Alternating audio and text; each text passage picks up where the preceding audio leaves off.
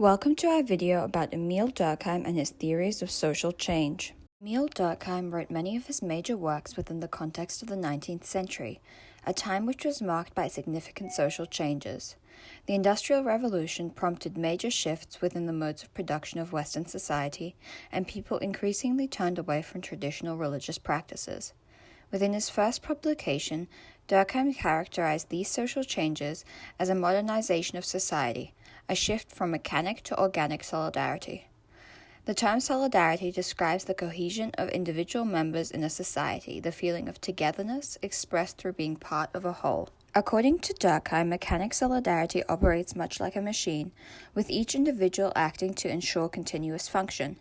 Providing very little opportunity for social mobility, the status of an individual is often predetermined by diverse social norms and the roles enacted by parents. Although most societies retain small differences in the enactment of individual social roles, mechanic solidarity functions largely on the basis of similarity. Social cohesion is brought forth through commonalities found between individuals through similar experiences, beliefs, and backgrounds. These shared factors within a society form what Durkheim calls the collective conscience. Through the Industrial Revolution, societies grew to depend more and more on industrial means of production. This necessitated increased social mobility, as small-scale producers like bakers were forced to find work in larger factories. While mechanic solidarity typifies the social integration of individuals with similar beliefs and values, organic solidarity is characterized by the interdependence of diverse groups within a society, each with different experiences, belief systems, and goals.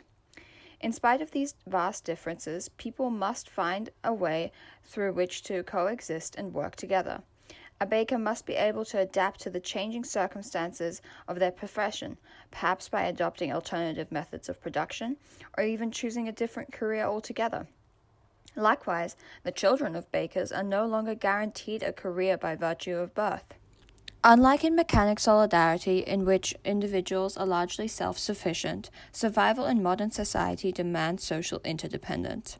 Metaphorically, societies functioning through organic solidarity can be likened to a living human body. Unlike a machine, the human body is made up of diverse interdependent components, which, while very different, depend on each other to maintain function in the body. Observing these dramatic and deep-rooted social changes, Durkheim was concerned about the diminishing social importance of traditional values and practices. How can a society retain a sense of morality without religion? According to Durkheim, religion acts to fulfill two specific roles within society. First, to enact the distinction between the sacred and profane. Within traditional religious rituals, the sacred is characterized through the worship of religious texts, figures, and symbols, such as the Virgin Mary in Catholicism. The profane, in this case, is represented by all worldly elements external to the sacred. The second role of religion is to bring forth feelings of togetherness within a community. In Catholicism, this is often typified through songs and community events. In his theory of ritualism, Durkheim claims that these functions are not exclusive to traditional religious practices. Rather, they are enacted through the partaking in diverse social activities. Examples of rituals include rain dances performed in indigenous communities, as well as military parades. In a modern context, events celebrating the royal family can often act as rituals in British society. Here the sacred is represented through the members of the royal family, the royal crest, and flags, whereas the cheering crowds fulfill the role of the profane. Often a community event, royal parades invoke a nationwide perception of social cohesion and togetherness. Unlike the majority of socio-philosophical theorists of the 19th century, Durkheim's principles retain an optimistic quality. Rather than getting lost in the doom and gloom of a rapidly changing society, Durkheim proposed a theory of social adaptation.